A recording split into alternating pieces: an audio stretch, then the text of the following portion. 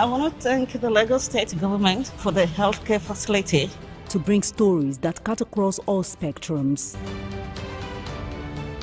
A greater Lagos shall be ours. Stories that define our collective well-being as Lagosians. I'm Adedoja Salamadini. I live in Lagos, inside Lagos.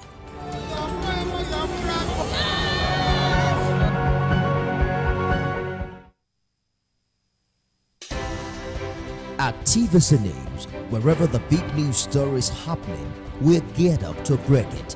TVC News, first with breaking it.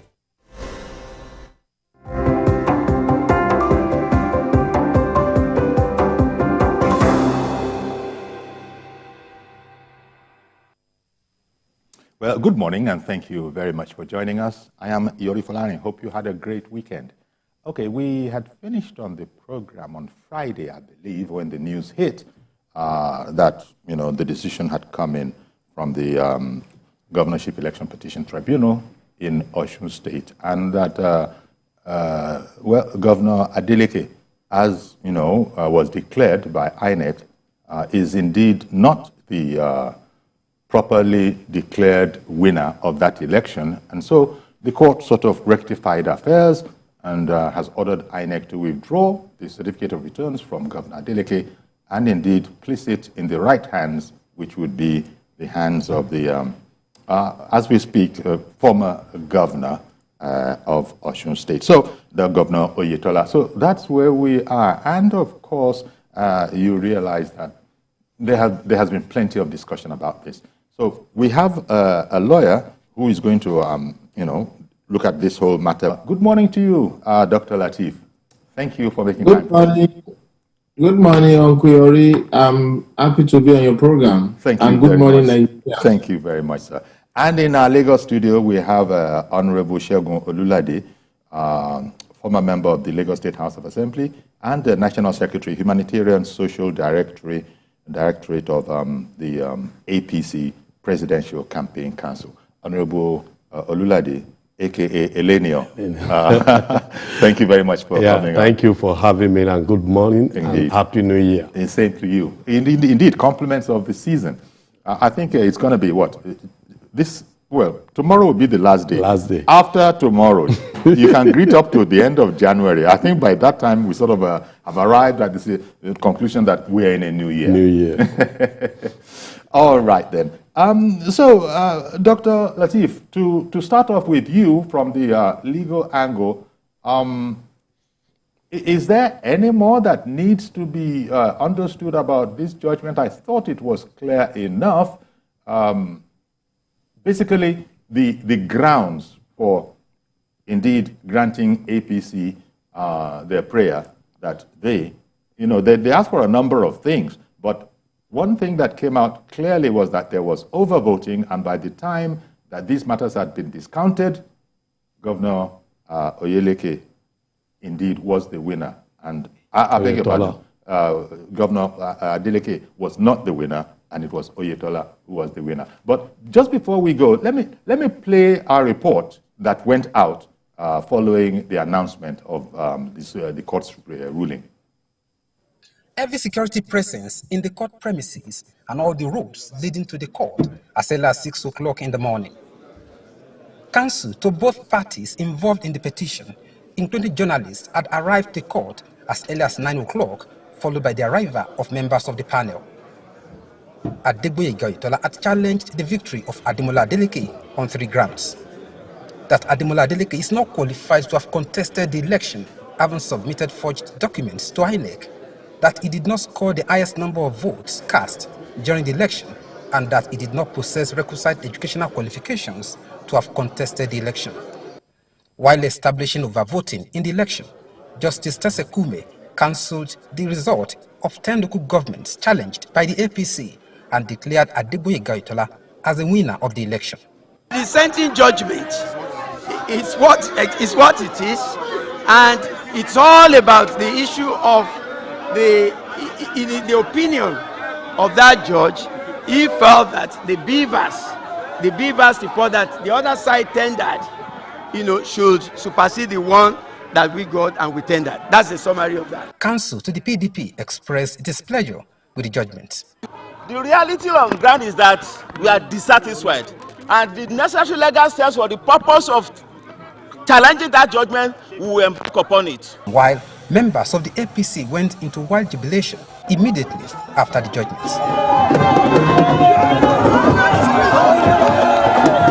Addressing journalists shortly after the judgment, Oyetola commended the judiciary for being fair. I'm happy that the judgment has actually resolved the controversy about the winner of the 16th July election in our state. I want to enjoy millions of our supporters and party members. Meanwhile, Governor Adeleke has also rejected the judgment. The governor, who spoke through his spokesperson, said the judgment is a miscarriage of justice. We reject the judgment of the tribunal. We are going on appeal, and you are all aware of the minority judgment, which clearly established that there was no overvoting, and Governor Adeleke is eminently qualified to contest the governorship. While counsel to INEC promised to brief the commission on the next line of action, counsel to the PDP vowed to challenge the judgments at the appellate court. Rafiu Hamid, TVC News, Osogbo. Okay, then. So that's the scene set. And well, maybe to further sort of clarify and simplify, APC, Governor Oyetola, his lawyers, and the APC had they'd actually asked the tribunal to decide on 3 issues. One was that Adeleke was unqualified to run for the office of governor. 2, that there was overvoting in 744 polling units. And 3, that the election was not conducted in compliance with the Electoral Act of 2022. So now I can come back to you, Dr. Lateef. Give me your summation and understanding of the legal thought that went into the result we have. Yeah, Uncle Yori, good morning once again. Yeah, morning, the judgment that came out of Osun this past Friday, to my mind, would not really, be surprising to anyone who has paid keen attention to the petition while the proceedings, was ongoing in court.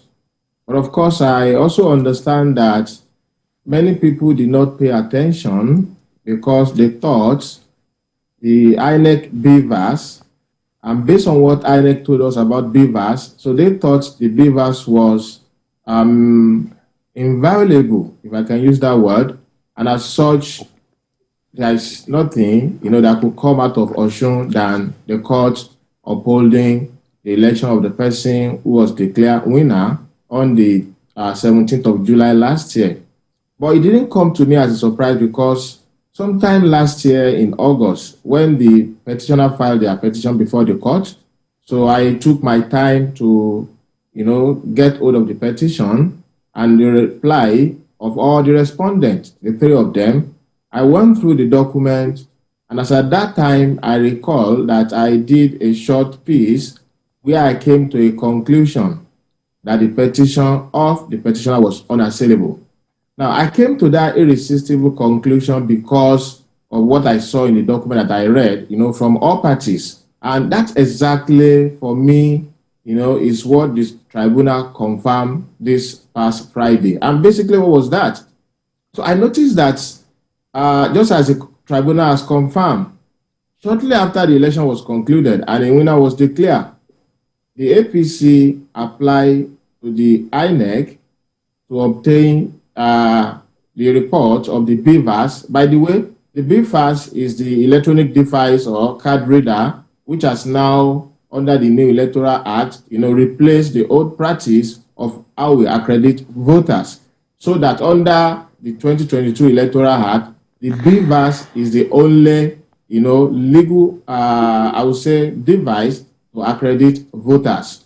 So when the APC applied to the INEC to obtain the report of that BVAS, then they got the report, they filed their petition. Then that was, I think, they got the report around 27th of July, if I'm not wrong.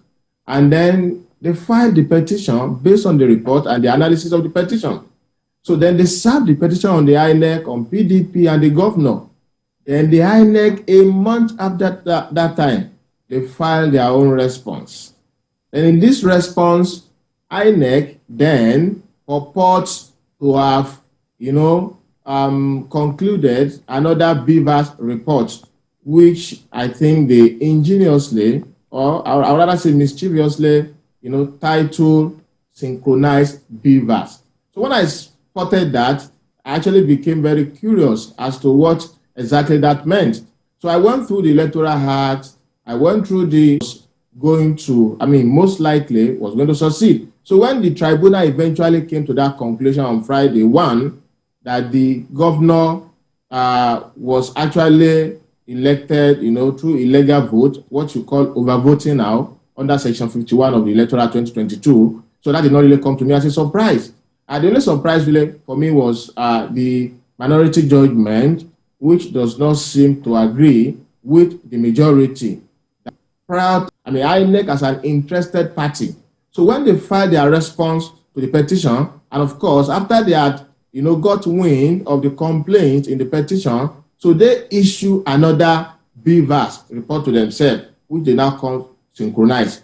Then while the proceeding was pending, the PDP also applied for another one, which they also issued. So at the long run, as at the time the tribunal was deciding the case, you had at least 3 conflicting BVAS reports over the same election conducted in the same state. And then there was a third one, which was the BVAS electronic device themselves. So the tribunal had no choice, as a matter of law, but to look at all of these conflicting documents. And in fact, that was what the majority actually decided. They said they considered the first BVAS, the second one, and all other one, and they saw that the best thing to do in the circumstances, was to resolve, this issue of conflict or issue of credibility, in favor of the first one that was issued by the first party at the time that a winner was declared, or upon which a winner was declared, and at the time that there was no dispute in contemplation or nobody has filed any. So for me, really, there are 2 takeaways from this. What has happened in Osun is a very good news. A good news because we have an important election ahead of us next month. Barely 25 days today or so. So this should give INEC an opportunity to go back to the drawing board and then review this issue of synchronization and other things that has crept into our electoral jurisprudence from Osun, which is not in our legal system. Now, the bad news again is that the so-called BVAS, which people actually thought, is invaluable, has now in a way become, if you ask me, a subject of doubt. And this, if we are not careful, may erode confidence in the electoral process. So it is a 2-edged sword for me. All right, then. Okay, Dr. Lateef, I want to thank you very much. Dr. Lateef, in case you missed it, is reaching us from the UK. He's a senior lecturer at the University of Hull there in the UK. Now, Honorable Olulade, the main plank, I think, was that there was overvoting. Yeah. And that's an absolute no-no. It's even been said that where there is overvoting, it automatically invalidates all the votes in that area. But when we look at what came out of that ruling, they decided, the lordships then decided to deduct, in fact, this deducting those excess votes, those extra votes, affected both of the candidates. Yeah. Both of them, they were affected. It's just that by the time the way accountants balance the books, by the time you are taking the excess from here, taking the excess from there, in fact, the way we have it is that the deduction shrank Adeleke's votes from 403,000 to 290,000. I'm leaving out the rest of the figures, but just looking at the big figure. So it shrank Adeleke's votes from 403,000 to 290,000. And on in the case of Governor Oyetola, But the winner, Governor Oyetola was declared the winner. Well, for me, I think the judgment is in good faith. If you look at the defendant, what they asked for was in two legs. The first leg of it is the overvoting, which is clearly on our electoral law that says that any polling booth where there is overvoting is total cancellation. And that is what the judgment have done. I mean, the judges have done. And the tribunal have been able to affirm that there is overvoting. And this overvoting was not just being accepted by APC. It's also been accepted by PDP and even INEC. They all testify to the fact that there is overvoting. So if there is overvoting, the law is clear about overvoting. The second leg is the issue of certificates. And if all the judges at the tribunal agreed that Governor Adeleke presented forged certificates to INEC for the election, that automatically also should have made Adeleke not to be qualified to contest that election. And I think why they are going for appeal, if they are really prepared for that appeal, I think the APC lawyers should also go further I think to determine if somebody who have forged, who have been established to commit a criminal act by forging his certificate can also be declared as a winner of an election. Well, I think when I was reading the reports on that particular ruling, I think even the majority, first of all, the first plea of APC was that Governor Adeleke was not qualified to contest that election, but they determined that he was qualified, even as there were allegations of forgery in the... Has been established by them. Well, it's been established even with their ruling. But he was qualified in their eyes, in their sight, because he had alternative qualifications. Don't forget that the base minimum is school cert. So he had alternative qualifications that sort of matched that. So on that score about he's not qualified, to contest that election, I think they sort of let that one go. But the one that cannot be let go of is this whole matter of you can't do what you've done, you can't overvote and then expect to, expect that to pass. And that is one thing I'm trying to point out, that if somebody have a criminal matter, is he qualified to also contest an election as a governor of a state? This is a criminal matter. You cannot forge your certificate. Aside from, yes, we all know that once you have a school cert or its equivalent, I could have respected Governor Adeleke to have presented the school cert if he does have, or its equivalent. But if you have not done that and you have gone ahead to present a forged result, it's a criminal. Why we are also agreeing with the judgment that says that once there is an overvoting, that polling booth or that election, that ward or whatever should be cancelled. And they have established that. And we have seen that from the onset, Governor Oyetola is the winner of that election.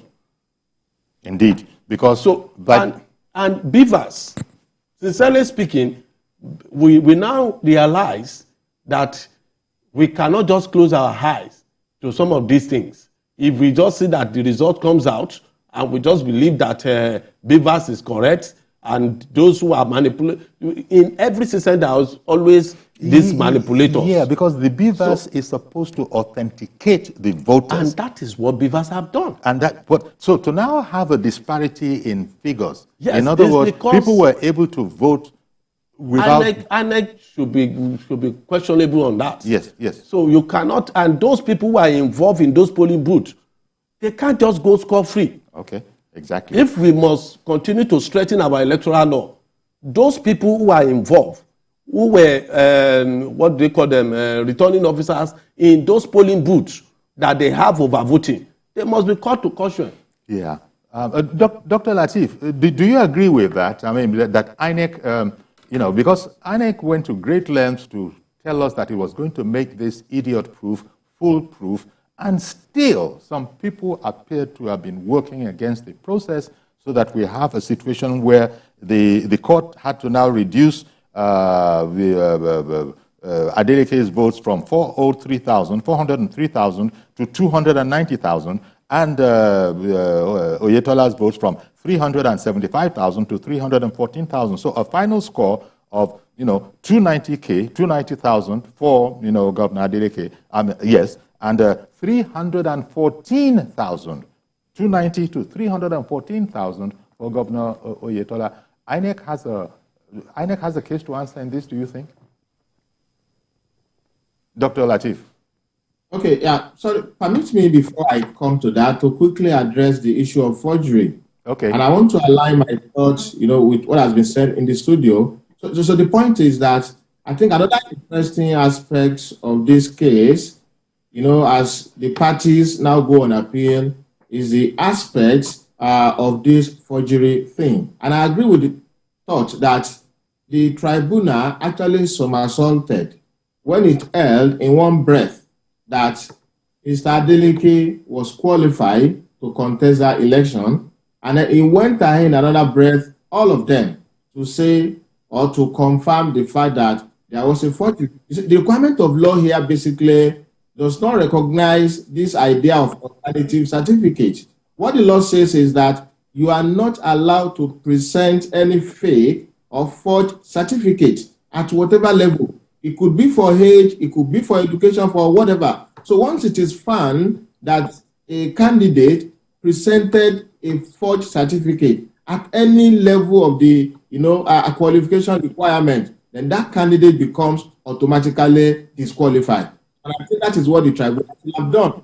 Like I said, that is another issue. Hopefully, the respondent at the Court of Appeal now will definitely explore. Now, having said that, yes, INEC should be held liable in this case. In the first place, it was INEC that told us, the world, that this BVAS device or the smart reader device, is, if you ask me, something invaluable.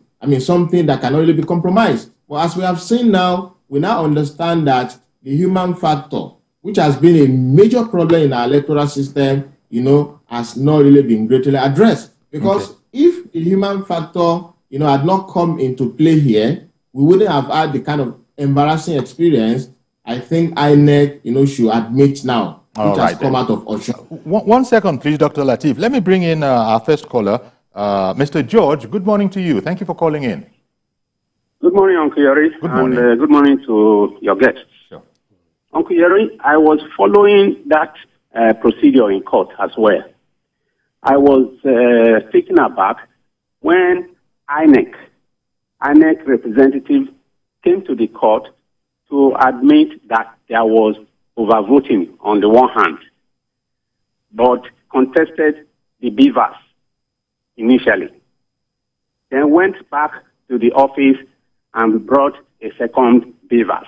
When the law does not recognize that anything like that could be done, it was from there I knew that something was amiss in INEC. Uncle Yori, many people are enthusiastic about this coming election because they believe that INEC has been able to inject credibility into our electoral process. Why is it that INEC discovered that there was overvoting and apparently some of their personnel have misbehaved? Rather than coming to apologize to the public and address the matter, they went ahead trying to present what the court can accept.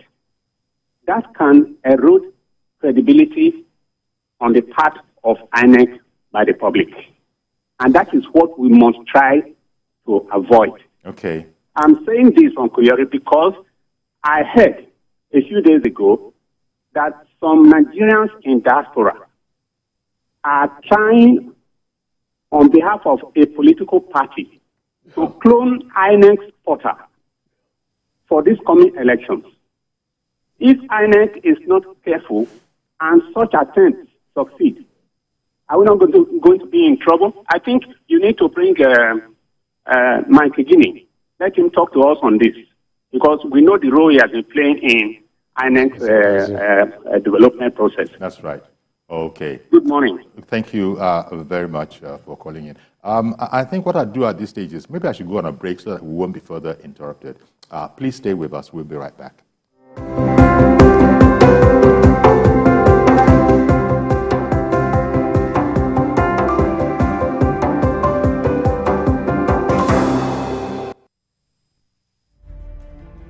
Politics is defined as getting what, where, when, and how. But in the mix, many things come to play to shape the political fortune of any country. Honorable Minister, that's how you misinform the public. From the political actors to the electorate, campaign to voting, from debates to policy decisions, big events happen to engage us in constant conversation. That's what we're looking for. Not some people who are talking about ethnicity. No. Who is on your mind? Don't worry. Join me every day on Politics Tonight, where we dissect issues that shape our political destiny. Is dedicated to World Braille Day to celebrate the inventor Louis Braille. On 6th January, it will be 2 years when U.S. Capitol was attacked by the then President Donald Trump supporters. On 8th January 2020, Ukraine International Airline Flight 752 was shut down shortly after takeoff. 15th January is the Armed Forces Remembrance Day, which marks the end of the Civil War in 1970. 24th January is International Education Day. On 27th January, it will be 21 years after the Ikeja cantonment blast occurred.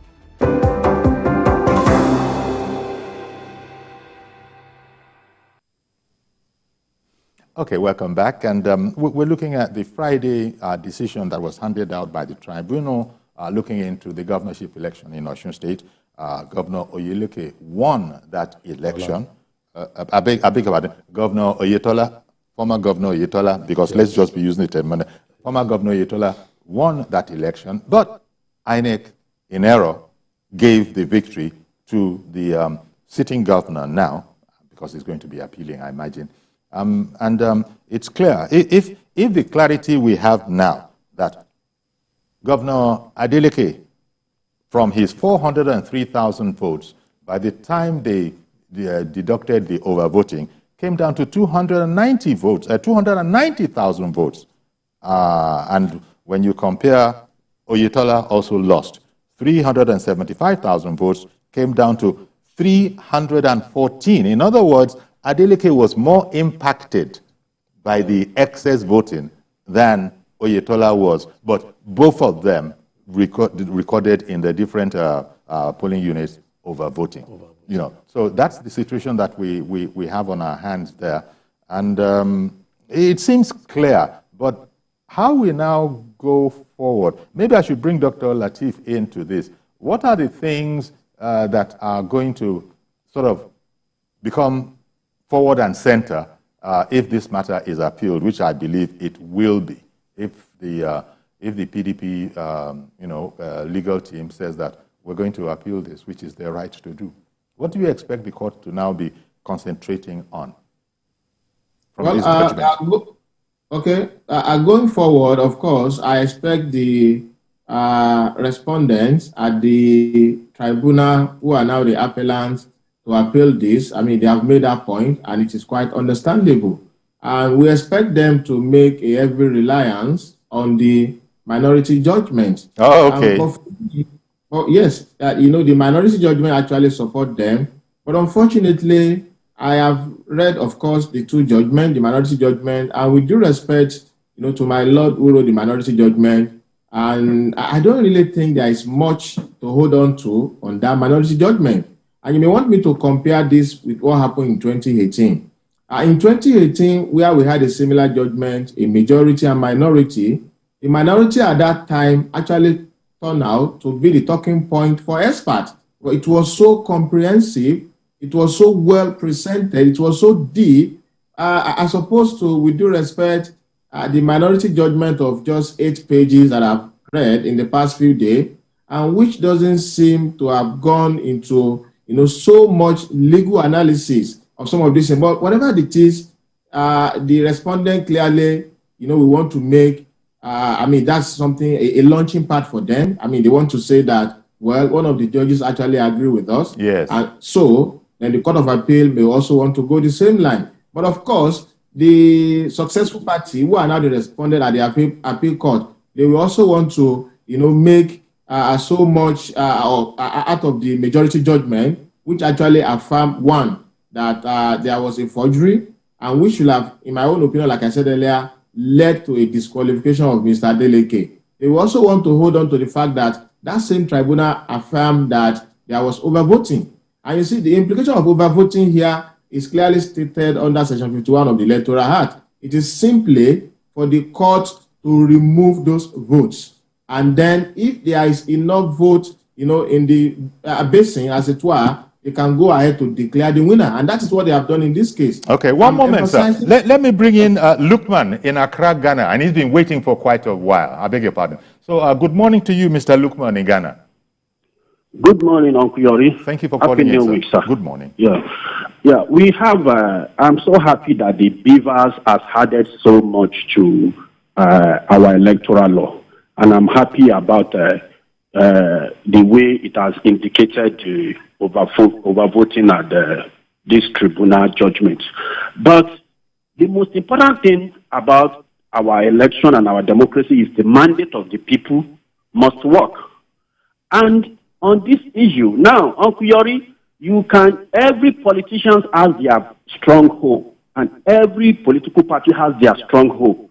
If this law, I have problem with the law that said anywhere there is overvoting, it must be cancelled. Okay. Because an opposition that knows that it can come to my stronghold and do overvoting, which it will end up to be cancelled.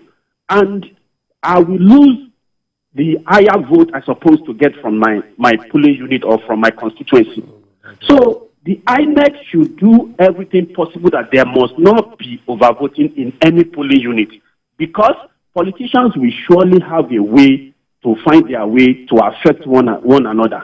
If they can do overvoting and they know that, okay, is having 200,000 votes from here, I'm having 30,000 votes from here, the person that is having 30,000 votes might go there and do overvoting, so that I will lose 200,000 votes and he will lose 30,000 votes, and it's going to affect the result of the election. I wonder if that can actually happen. But thank you very much, Mr. Lukman. Let's kick this around a bit. Let me quickly the scenario he painted. People dubiously go. You cannot do overvoting where you don't have your strength. It's your place of strength that you can do overvoting. They cannot tell me now that the overvoting that happened in Ede is in favor of Oyetola. It's not possible. Or the overvoting that might happen in Ragbiji is in favor of Adeleke. It's not possible. It is where you have your stronghold, where you can determine what happens. That is where you can go ahead to say you want to do overvoting. You can't be a minority in a place and you are trying to do overvoting in that place. In order to pollute the vote. Yes, that's so not that possible. idea. That idea is not tenable in the practical even from election, from a political, from being on ground. Yes. You must be in control of that polling booth. And what really happened is that something will have happened that will make them to succeed in overvoting, because the Beavers is clear. If you have not been accredited by Beavers, you cannot vote. But that actually then went and happened, contrary to all expectations. Yes, because they are in control in that area. So everywhere how much in control can you be if INEC is also there? INEC being the neutral umpire. That is what we are saying, that INEC is also culpable in this matter. So they cannot isolate themselves from what happened in all the polling units. Okay, let me take Benga from Abuja. Good morning to you, sir. Good morning, Mr. Yori, and good morning to your two guests. Thank you. The judgment of the tribunal did not surprise me because in the final defense address of the two parties, PDP, the PDP, which is Adeleke, admitted overvoting, but they were saying that after deduction, they will still leave at 20,000. It's on paper. It was reported. So once they had admitted overvoting, I knew that there's a problem for them. Because overvoting means that all voting in that polling unit, both for parties will be cancelled. They will not leave one, leave the other. And overvoting cannot be done where you don't have strong goal. Like you do overvoting when you know you are in charge. Nobody can challenge you. And that's why we look at the region, the area that were council, the local government, where Adeleke were having upper hand, where they were under their control. So what the other person from Ghana insinuating cannot happen. You can't go to your opposition area where you don't have strong standing and do voting. Who will support you? I mean, you'll be easily exposed. You can only be a strong goal. And this election, the result of this tribunal something, I really told that look, we should not rely solely on beaver. Somebody will operate beaver. Somebody will man that thing. And that comes to INEC, people that are working for INEC. That once they can be compromised, they can influence election. If APC at the Osun have not been very vigilant, to have come quickly and say, look, there's overvoting somewhere. And they went ahead to obtain the result of beavers even before they filed their petition. Now, the PDP now went ahead to obtain the result of beavers when the tribunal was already sitting. And their own was different from what APC brought. And they challenged INEC. Why are the difference? INEC was saying, yeah, when APC come, we have not synchronized our beaver, but now we are synchronized. You can see again that INEC are culprits in all these things.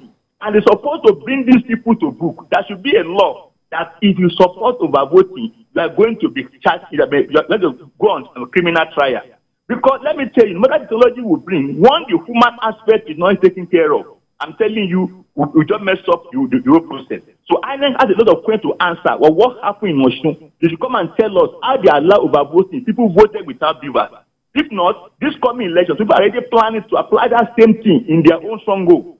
I'm not naming party because each party has strong. All parties has a strong goal. They want to employ the same thing, bypass beavers and vote. Before you know it, somebody will spend like 1 year as a president before you remove by law, which is not good for us. Thank you. Thank you very much for calling in, Mr. Gbenga from Abuja.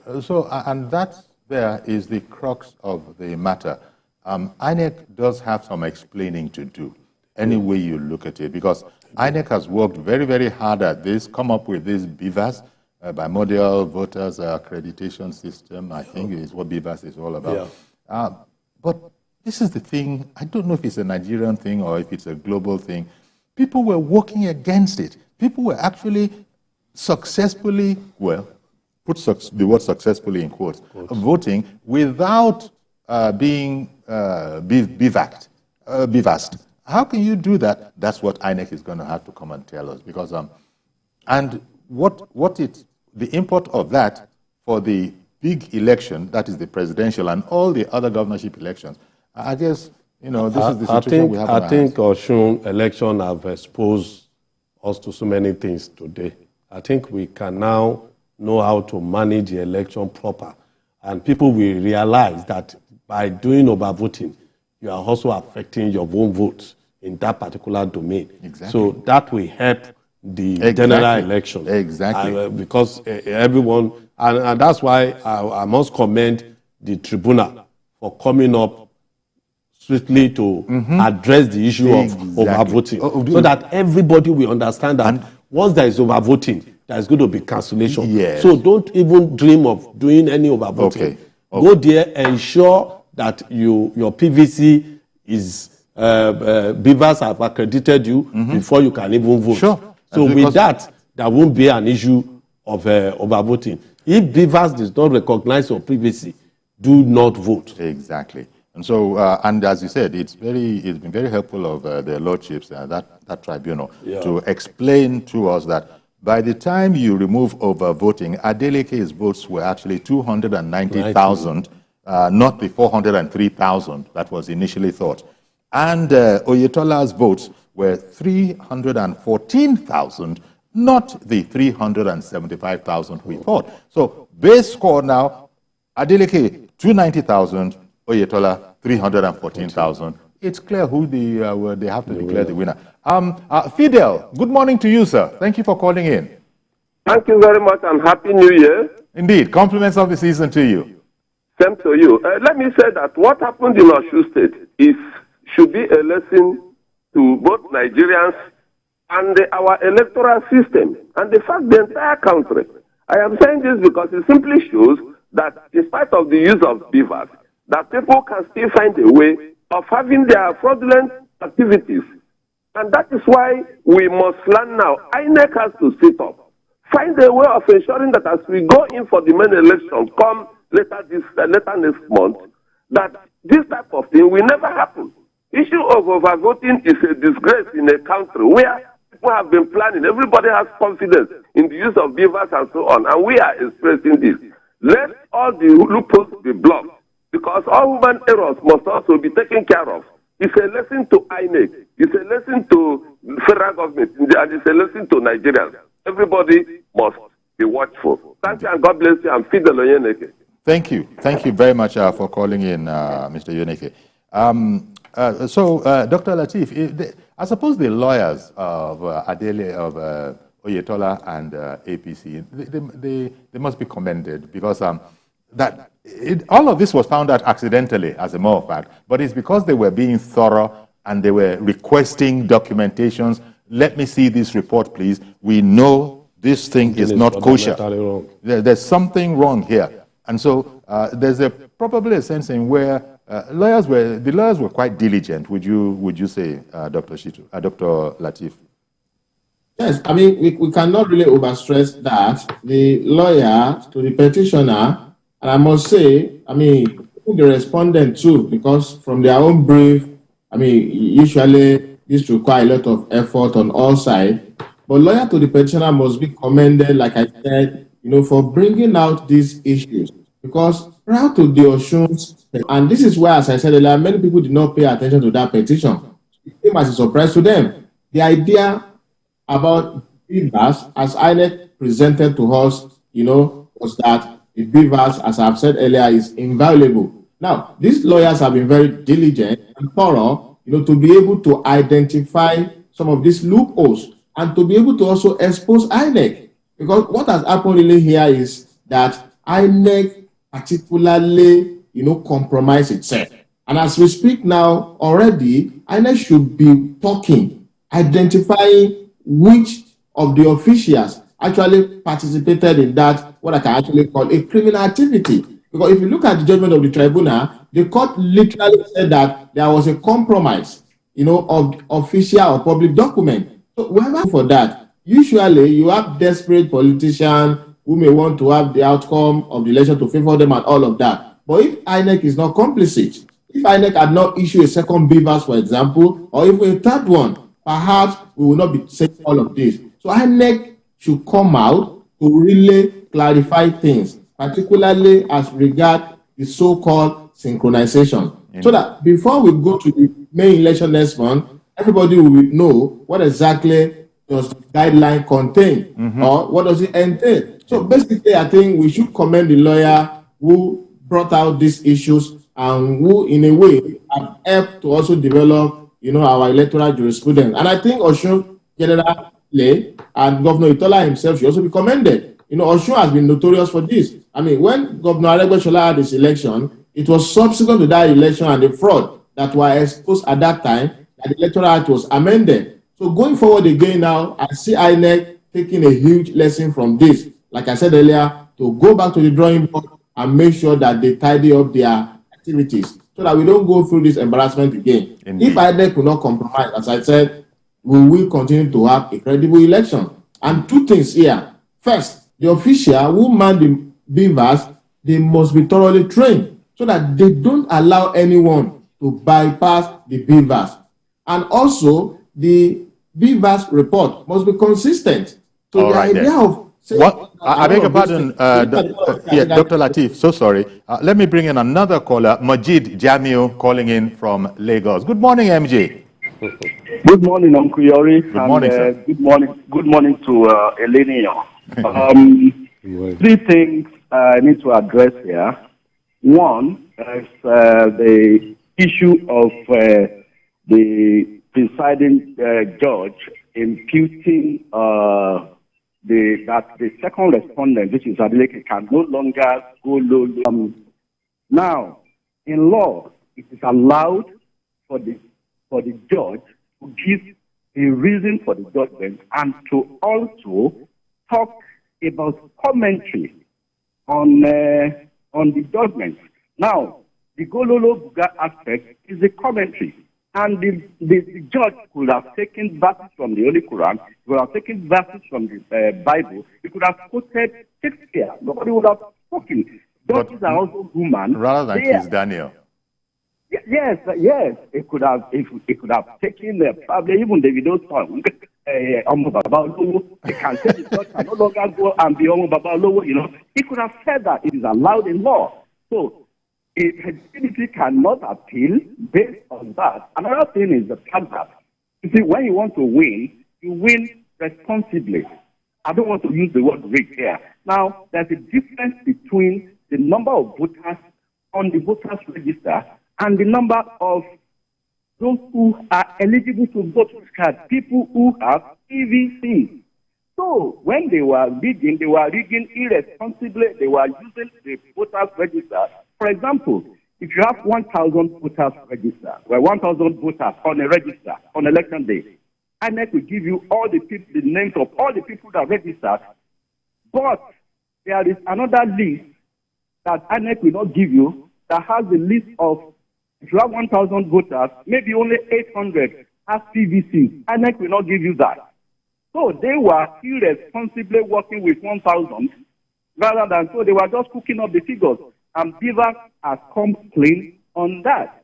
So this judgment is giving credit to Beaver and is giving credit to INEC. And I think INEC should be responsible by withdrawing that certificate, which the tribunal has ordered it to withdraw. Indeed. Those are my points. Thank you very much, MJ. Majid Jamil calling in from Lagos. So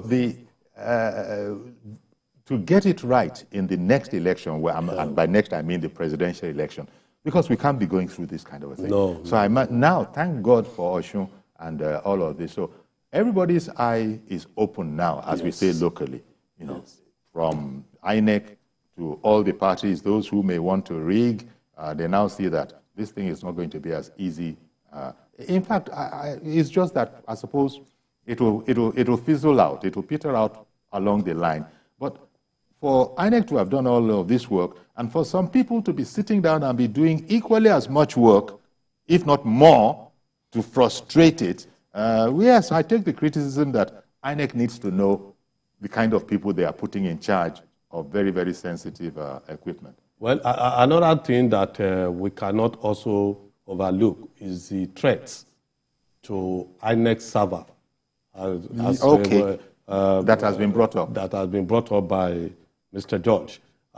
For me, I think it's also an eye opener to us that a particular political party, most especially the PDP, they are planning from Dubai or wherever they are sitting to ensure that the beavers and the servers of INEC is being tampered with. And that INEC must come out. Okay, but we don't know that for sure. Yeah, there is an allegation. It is in the air. Everybody is aware about that. Investigate it. Let INEC investigate and come out and give us the assurance that there won't be any interference, any untoward occurrences in their on their server as per the election. Indeed, we shall definitely be on INEC to give clarification on this. But I want to thank you very much, Dr. Musbau Alamun Latif, Senior Lecturer, University of Hull in the UK. Thank you very much, sir, for making time for us this morning. Appreciate My you. pleasure. Thank you, too. All right, then. And Elenio, thank you very much. Honorable Shegun Olulade, National Secretary, Humanitarian Social Directory, APC Presidential Campaign Council, former member of the Lagos State House of Assembly. Well, that's our program today. Please Thank join you us for tomorrow. having me. Indeed, our pleasure. Yeah. Please join us tomorrow for a fresh edition. I am Yori Folari. Bye-bye for now. The following is a paid presentation by ShopX TV. Happy New Year! ShopX TV is proud to bring you a very special offer. Yes, from now till January 31st, 2023, we are offering our customers an opportunity to save up to 66